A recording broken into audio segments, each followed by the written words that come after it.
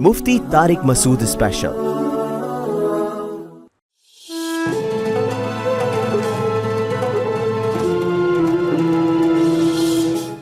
बिस्मिल्लाहिर्रहमानिर्रहीम। अस्सलामु अलैकुम ख़वातीन व हज़रात।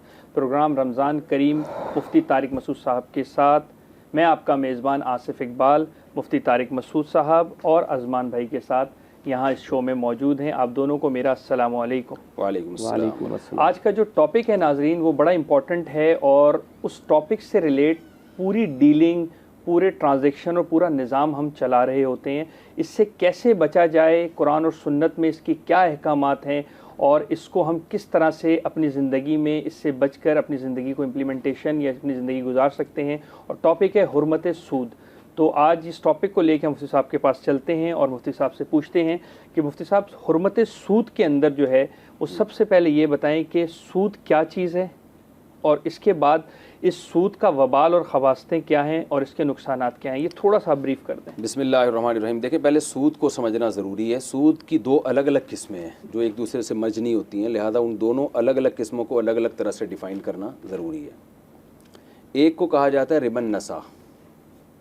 कर्ज़ पे आप जब कोई मशरूत प्रॉफिट लेते हैं, मशरूत यानी इसको यूँ कहा जाता है कुल्लु कर्ज़िन जर्रा नफ़ान। जब भी आप किसी को लोन देते हैं ना और उस पे आप उससे उस लोन के अलावा कुछ भी वापस लेंगे एग्रीमेंट के तहत, तो वो जो इजाफ़ा होगा वो सूद कहलाएगा। मिसाल के तौर पर मैंने आपको 1 लाख रुपए कर्ज़ा दिया और आपसे एग्रीमेंट किया कि आप ये जो मुझे वापस लौटाएंगे तो 1 लाख के बजाय 1,02,000 लौटाएंगे, या ये भी नहीं बल्कि मैं आपसे कहता हूँ ये 1 लाख मैं आपको कर्ज़ा तो दे रहा हूँ, लेकिन जब तक आप ये मेरा कर्ज़ा वापस नहीं लौटाएंगे आपका मकान मैं इस्तेमाल करूँगा, मैं उसमें रहूँगा बग़ैर किराए के, और ये एग्रीमेंट हो। तो ये क्या है, ये कर्ज़ पे आप मशरूत मैं इसलिए कह रहा हूँ कि अगर ये एग्रीमेंट नहीं है तो फिर ये सूद में नहीं आता, क्योंकि हदीस में आता है आप सल्लल्लाहु अलैहि वसल्लम जब भी कर्ज़ा लेते थे तो हल जज़ाउल इहसानी इल्लल इहसान, कि एहसान का बदला एहसान है, तो आप लौटाते थे बढ़ा के, लेकिन वो एग्रीमेंट नहीं है, वो आप अपनी खुशी से दे रहे हैं, पहले से कोई एग्रीमेंट नहीं है। अच्छा, यहाँ लोग ये कहते हैं कि हम भी एग्रीमेंट भी तो खुशी से हो रहा है ना, तो एग्रीमेंट चाहे खुशी से हो या जबरन हो, जब एग्रीमेंट का हिस्सा बन गया वो इजाफा तो वो सूद हो जाएगा। ठीक हो गया। तो आप बिल्कुल, अच्छा अलमारूफ कल मशरूत एक चीज़ उर्फ में अगर आ गई है, आपको मैंने कर्ज़ा दिया, मेरा कोई एग्रीमेंट नहीं है आपसे कि आप बढ़ा कर लौटाएंगे, लेकिन सारी दुनिया को पता है कि आप मजबूर हैं, आपने बढ़ा कर ही देना है, तो ये भी सूद में आ जाएगा। यानी किसी किस्म का जबर दबाव नहीं होना चाहिए, कोई भी नहीं हो, फिर वैसे आप जोश में आ गए, आपने कहा यार चलो बढ़ा दें इसके सामने, तो ये रिबन नसा कहलाता है।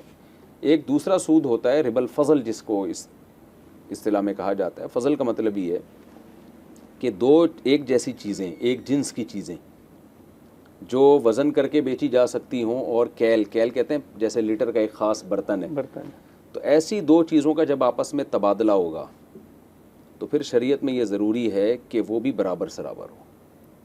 इसका तयन कैसे करेंगे मुफ्ती साहब? जैसे आप 1 किलो खजूर है, खजूर वज़न करके बेची जाने वाली चीज़ है। 1 किलो खजूर जब आप खजूर के बदले में बेचेंगे तो 1 ही किलो खजूर के बदले में बेच सकते हैं, उसमें आधा किलो या 1.25 किलो नहीं हो सकती।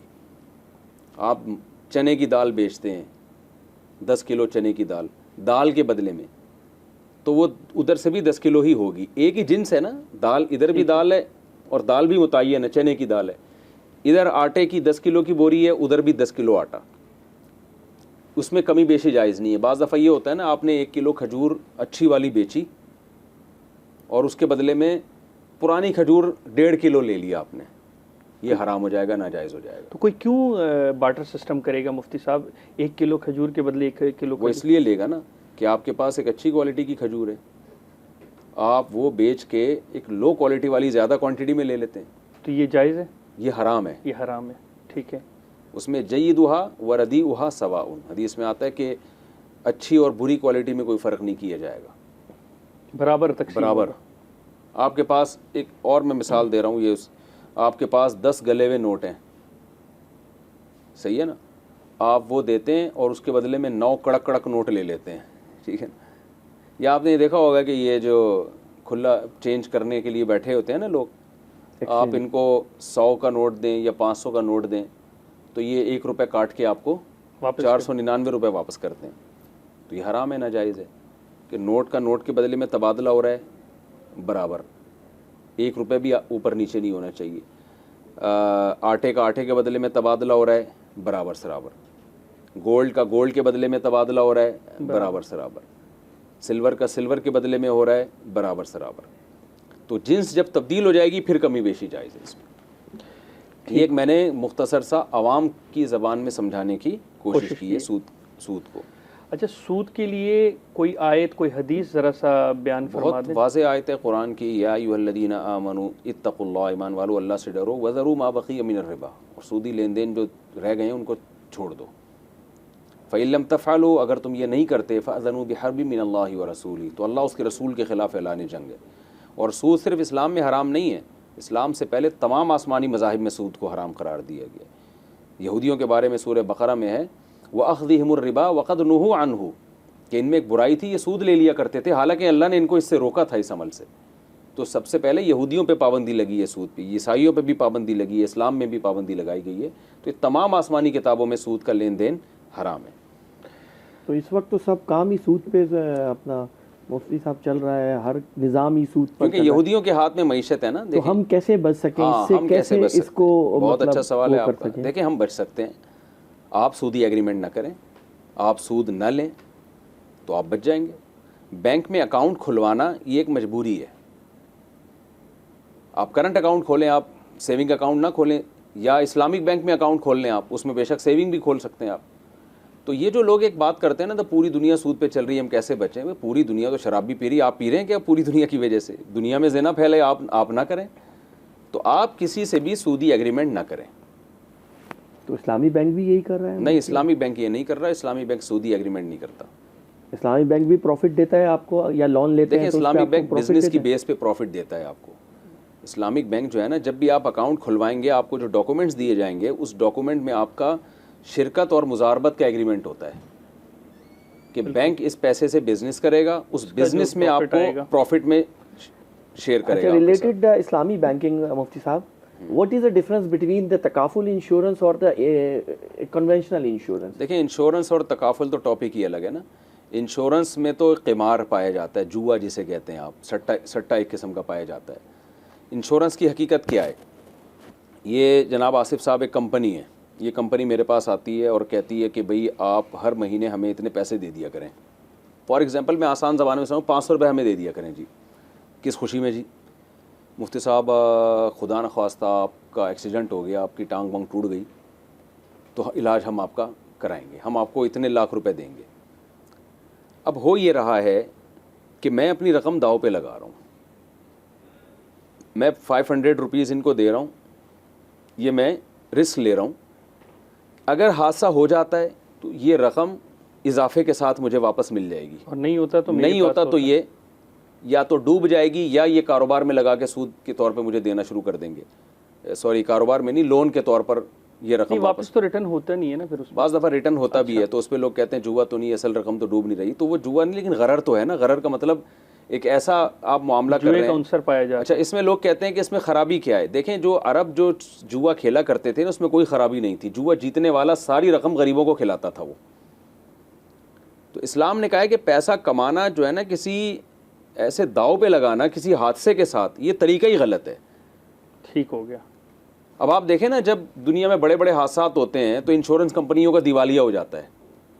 ये एक रिस्क पर है ना, ये पैसा कमाने का एक नाजायज़ तरीका है। बिल्कुल है। ये बाहमी ताउन नहीं है, एक बिजनेस है कि उसके। अच्छा, तभी आप देखें, अगर ये बाहमी ताउन नहीं है, इसकी सबसे बड़ी दलील ये है कि आप लाइफ इंश्योरेंस करवाते हैं, आपको TBL, आपकी लाइफ इंश्योरेंस नहीं होगी, क्यों? आपका मरने का खतरा है। वो एवरेज देखिए, हालांकि ताउन में तो जिस आदमी के मरने का खतरा वो ज़्यादा इस बात के लायक है कि तो ये पैसा एक बिजनेस है जिसमें रकमें दाव पे लग रही है। कैलकुलेट किया जाता है, यार हम इतने लोगों को तहफ़्फ़ुज़ दे रहे हैं, लेकिन हमें पता है इतने हादसा होंगे नहीं, इतने लोग मरेंगे नहीं, और ऐसे सेहतमंद लोगों को आप लाइफ इंश्योरेंस करवा रहे हैं जिनके मरने के चांसेस कम है। उस पर कंपनी रिस्क पे खेलती है कि यार बिलफर्ज इसमें इत्तेफाक से 8-10 मर भी गए तो हम इतना लोगों से जो हमने कमाया होगा वो ज़्यादा होगा, जो लोगों पे खर्च करेंगे वो कम होगा। तो ये टोटली बिजनेस हो रहा है। अजमान भी, आपको कुछ सवाल था? जी मुफ्ती साहब, छोटा सा ये पूछना था, अभी आपने कहा कि इस्लामी बैंकिंग क्या सूद से ये सूदी अमल से पाक है? जी, हमारी जो तहकीक है, हमने तकरीबन 1 साल बैंकिंग को मैंने ज़ाती तौर पे पढ़ा है, बैंकों में गया हूँ, उनके निज़ाम को समझा है, तो हमें अल्हम्दुलिल्लाह इसके जायज़ होने पर इत्मीनान है। ये सूद नहीं है इस्लामिक बैंकिंग में। अच्छा, जो लोगों को लगता है देखने से, जी जी, वो हकीकत की नॉलेज नहीं होती उनको, इसलिए उनको ऐसा महसूस हो रहा होता है। अच्छा, इस्लामी बैंकिंग से रिलेटेड अब आप मैंने एक सवाल आपसे करना है कि इससे रिलेटेड मैंने एक गाड़ी आपसे फाइनेंस कराई, जो गाड़ी पे आपने कहा कि जिसमें इंश्योरेंस, क्योंकि आप 5 साल पे मुझे अगर फाइनेंस करके गाड़ी दे रहे हैं और वो 5 साल पे इंश्योर्ड भी है, तो टर्म एंड कंडीशन दोनों कन्वेंशनल और इस्लामी में सेम है।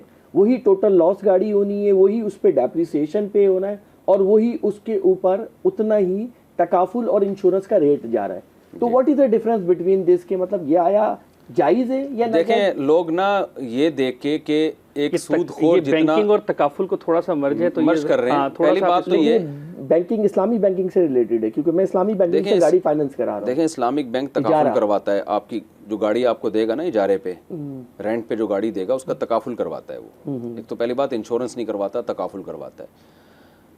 फॉर एग्जाम्पल, तकाफुल नाजायज़ है, फ़र्ज़ कर लेते हैं। वैसे तकाफुल पर मुझे कुछ इश्कालात हैं। ये तो ज़रूर है कि तकाफुल और इंश्योरेंस में बहुत फ़र्क है। जो लोग कहते हैं ना ये एक ही चीज़, कान इधर से पकड़ो उधर से, ऐसा नहीं है। तकाफुल में कोई कंपनी नहीं है जो आपको, बिल्कुल, जो इंश्योरर जो है ना वो कंपनी नहीं है, वो एक वक़फ़ पूल है। पूल के अंदर वो सारा एक बक्सा है जिसमें लोग सरमाया डाल रहे हैं और ये फ़र्ज़ किया कि इसी बक्से के साथ ताबुन होगा। बिल्कुल ऐसे। इसी वजह से बहुत से उलमा इसको जायज़ कहते हैं। अलबत्ता मैं इसको अभी तक, मुझे इत्मीनान नहीं है इसके जायज़ होने पर, और जामियत रशीद में पास सीनियर मुफ्ती और भी हैं, वो भी इसको जायज़ नहीं समझते तकाफुल को। लेकिन बहरहाल ये वो ख़राबियों से बहरहाल पाके जो इंश्योरेंस में होती हैं। अभी चूँकि ये टॉपिक नहीं है कि क्या फ़र्क है इंश्योरेंस में और तकाफुल में, फ़र्क बहुत है, इसमें वो ख़राबियाँ नहीं है। तो लेकिन हमें इस पर इश्काल है, हमें इस पर अभी तकाफुल के जायज़ होने पर मुझे कम अज़ कम इत्मीनान नहीं है। मैं इसके जायज़ होने का फतवा नहीं देता, लेकिन हम फ़र्ज़ कर लेते हैं कि हराम है ये, बिल्कुल इंश्योरेंस की तरह। तो देखें, बैंक अगर गाड़ी इंश्योर्ड करवा रहा है ना, तो उससे बैंक के और आपके मामलात पे कोई फ़र्क नहीं पड़ता। मैं अपनी गाड़ी किसी को किराए पर दे रहा हूँ या मैं उसको किस्तों पे महंगी करके बेच रहा हूँ और मैंने अपनी गाड़ी इंश्योरेंस भी करवा ली है, तो ये अमल नाजायज़ होगा। इसका मेरा और आपसे ताल्लुक़ नाजायज़ नहीं हो जाएगा। ठीक हो गया। मैं अगर किसी की गाड़ी रेंट पे लेके चला रहा हूँ, जैसे लोग रेंटे कार पे होते हैं ना, गाड़ियाँ किराए पे लेते हैं, तो रेंटे कार वालों ने हो सकता है वो गाड़ी इंश्योरेंस कराई हुई हो, तो किसी के अपनी गाड़ी के इंश्योरेंस करवाने से उसका दूसरा इस्तेमाल नाजायज़ तो नहीं हो जाएगा ना, कि वो रेंट पे चलाना भी जाए या उसमें बैठना ही हराम हो जाएगा। इंश्योरेंस करवाना एक अलग अमल है और आपका किसी से गाड़ी रेंट पे लेना, ये डिफरेंट अक़द हैं, डिफरेंट मुआहदे हैं। इन दोनों को आपस में मर्ज नहीं करना चाहिए।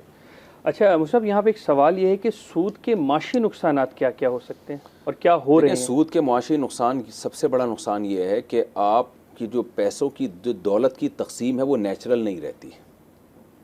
मैं एक बेहतरीन मिसाल से इसकी बात समझाता हूँ अक्सर लोगों को, कि आपने बैंक में अकाउंट खोला, आप जैसे लाखों लोगों ने, फॉर एग्ज़ाम्पल सब ने 1-1 लाख रुपए बैंक में रख दिए, बैंक के पास 1 करोड़ रुपया जमा हो गया, ठीक है ना, 100 लोगों का। बैंक ने कहा कि हम 1 लाख पे आपको 2000 रुपये देंगे, प्रॉफिट देंगे, मिसाल है। आप इस पे खुश हो रहे होते हैं कि जी मुझे 1 लाख के 2000 मिल रहे हैं। बैंक क्या करता है, ये 10 लाख उठा के आगे सूद पे दे देता है कंपनियों को।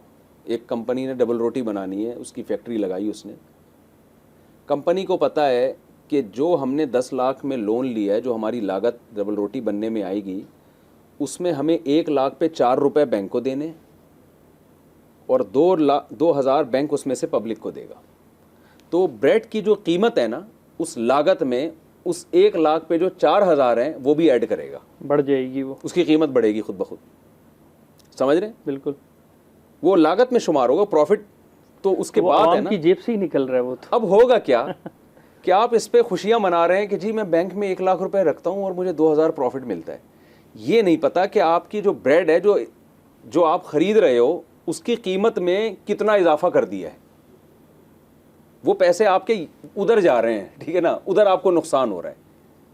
तो ये इसके बरक्स अगर ये मुजारबत वाला सिस्टम होता, मुजारबत का मतलब कि आप बैंक को 1 लाख रुपए देते और बैंक से कहते मुझे 2000 नहीं चाहिए, इस 1 लाख पे आपने जितना प्रॉफिट कमाना है उसमें 2% मेरा है या 10% मेरा है, इन्वेस्टर का आमतौर पे 70% होता है, होना तो ये चाहिए कि 70% इसमें मेरा है, 30% आपका है, क्योंकि आप पेड़े खा रहे हो बैठ के, आप कुछ कर थोड़ी रहे हो, पैसा मेरा है, कंपनी काम कर रही है, आप तो दरमियान में एक वास्ता बन रहे हो ना, पैक कर दो। आप तो सिर्फ एक कॉन्टैक्ट का जरिया बन रहे हो, तो आप तो बैठे बैठे पेड़े खा रहे हो, तो इतने ज़्यादा आप पेड़े खाने की आपको इजाज़त नहीं है। मैं इन्वेस्ट कर रहा हूँ, जितना प्रॉफिट होगा 70% मेरा है, 30% आपका है। अब होगा क्या उसका कि बैंक जब आगे देगा तो बैंक भी यही मुआहदा करेगा, उसको भी सूद लेने की इजाज़त नहीं है।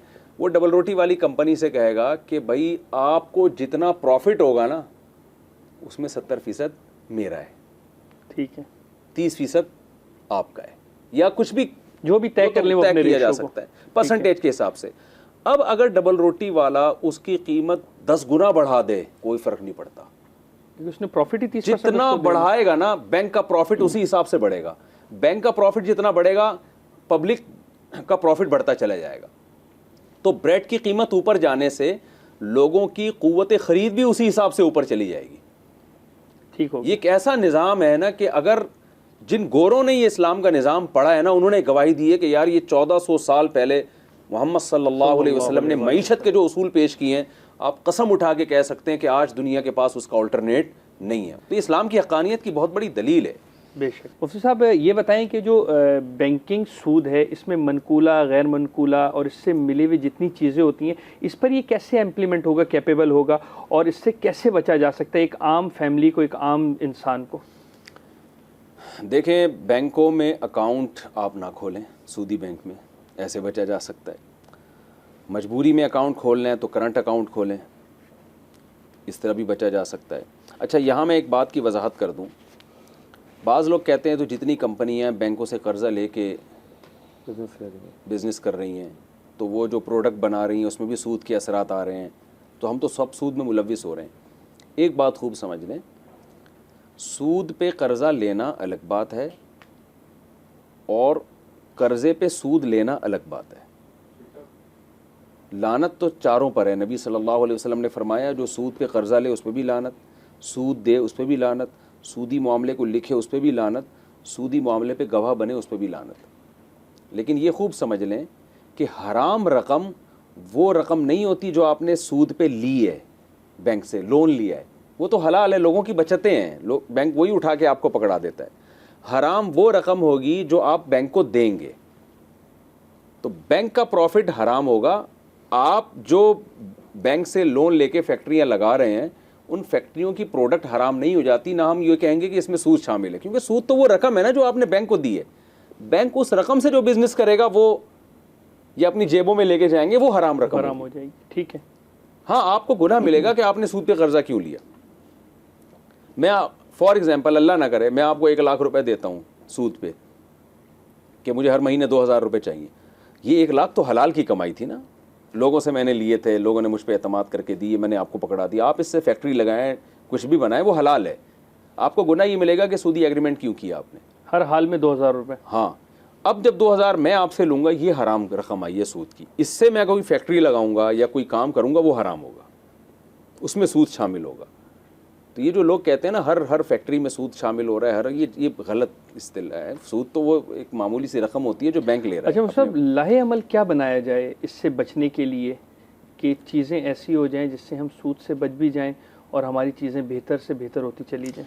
देखिए, पहली बात तो ये कि एक तो है हुकूमती सतह पे इस काम की ज़रूरत है। आपको पता है हज़रत मुफ्ती तकी उस्मानी साहब ने, जब वो वफाकी शरी अदालत के जज थे, उन्होंने वहीदुद्दमा सिद्दीकी साहब जज थे, उनके साथ मिल के जस्टिस वहीदुद्दमा सिद्दीकी साहब के साथ बहुत ज़बरदस्त काम किया था और सूद के बारे में सुप्रीम कोर्ट से ये फ़ैसला सादिर करवा दिया था कि सूद इल्लीगल है, गैर कानूनी है। पाकिस्तान में बैंकिंग को सूदी निज़ाम से पाक किया जाएगा।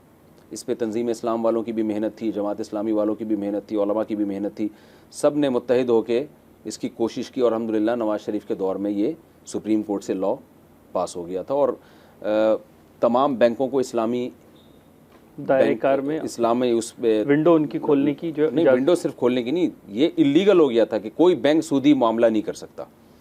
लेकिन जनरल मुशर्रफ साहब की हुकूमत थी, उन्होंने डंडे के ज़ोर पे सबसे पहले हज़रत मुफ्ती तकी साहब को चलता किया, उनको माजूल किया और फिर सुप्रीम कोर्ट से उस कानून को यूं कर दें कि डिले करवा दिया, क्योंकि एक दफ़ा सूदी लेन देन जब अल्लाह उसके रसूल के ख़िलाफ़ जंग है तो एक सूदी एग्रीमेंट में यानी एक लॉ पास हो चुका था और आपके पास एक इस्लामिक बैंकिंग का एक मुतबादिल निज़ाम भी कामयाब तजर्बा भी हो चुका था उसका।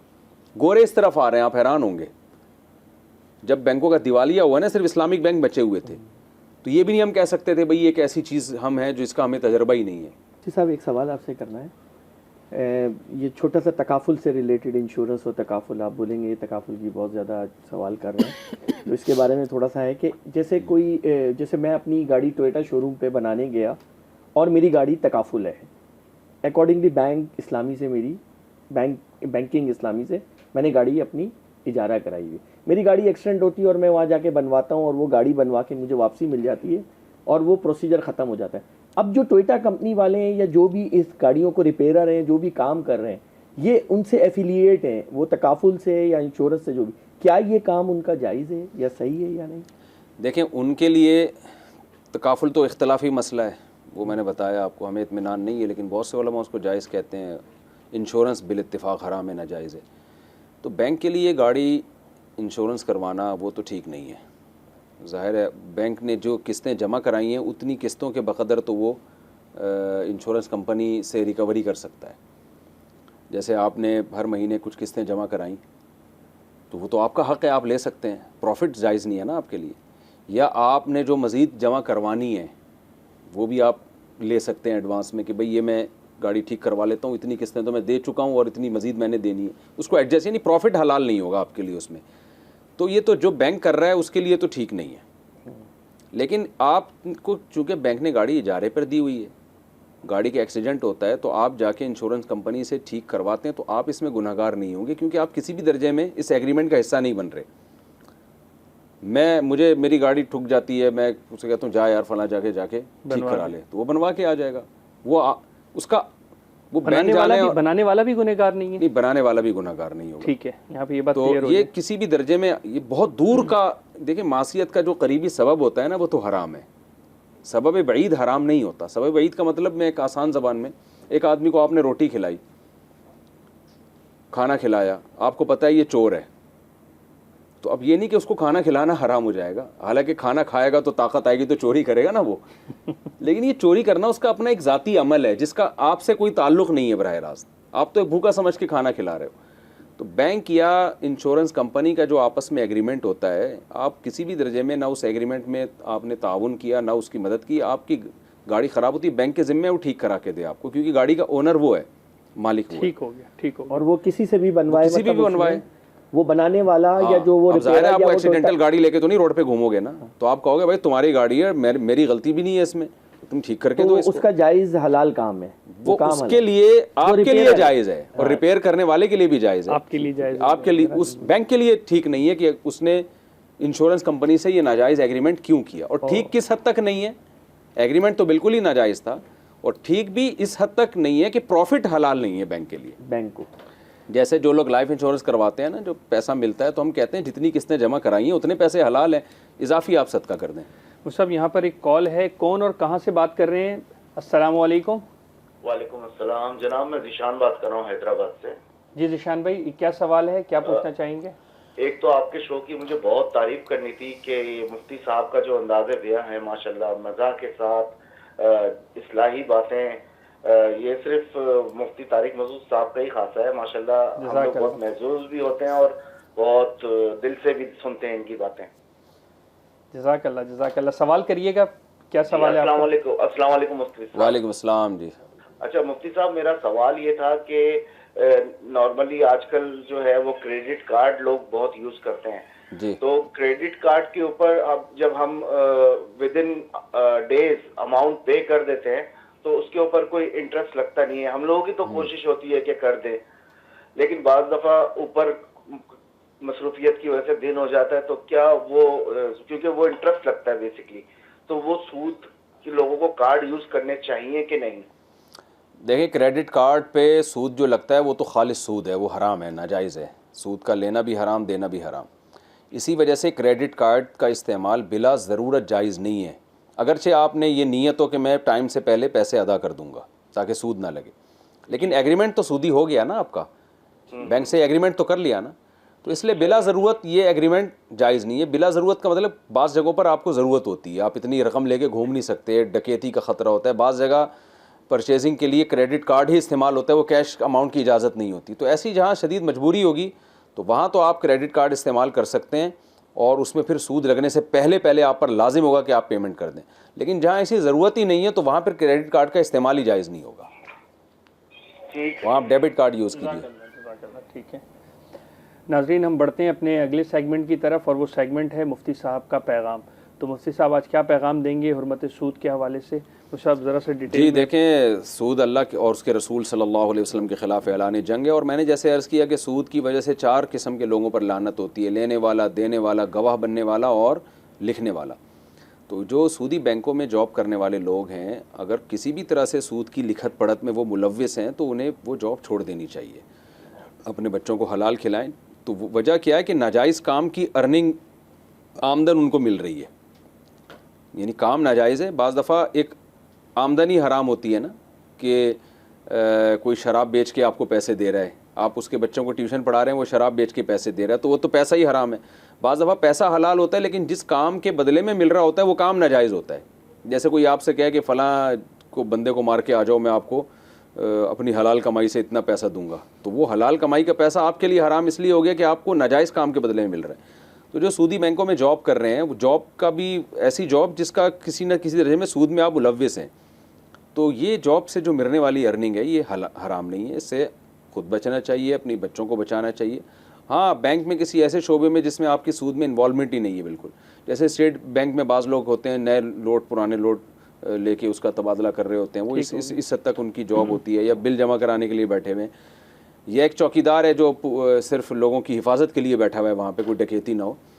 तो इसके बगैर जो भी कोई काम होगा ना सूदी बैंक में तो वो नाजायज़ होगा, इसलिए उससे इज्तनाब करें। जैसे बैंक में मैनेजर जो होते हैं, तो आजकल लोगों ने इसको बहुत हल्का समझ लिया है, तो इससे इज्तनाब करना चाहिए। अपने बच्चों को हलाल खिलाएँ, इसकी बरकतें होती हैं, नस्लों तक में बरकतें हलाल की ट्रांसफ़र होती हैं, मुंतकिल होती हैं।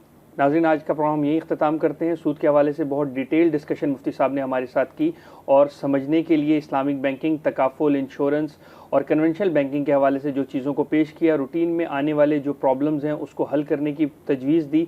अल्लाह हमें भी और पूरी इंसानियत को और पूरे उम्मत मुस्लिमा को इस सूद से बचाए और इस पर अमल करने की तौफीक दे कि हम हलाल रिस्क कमाएँ और इस पर ही कायम रहे, ताकि जिस तरह मुफ्ती साहब ने कहा कि हमारी नस्लों तक ये चीज़ पहुँचे। तो अल्लाह ताला हमें भी और आम तमाम लोगों को सूद से बचने की तौफीक अता फ़रमाए। इस दुआ के साथ कि कल फिर मिलते हैं। अपना बहुत ज़्यादा ख्याल रखिएगा। जज़ाकल्लाह।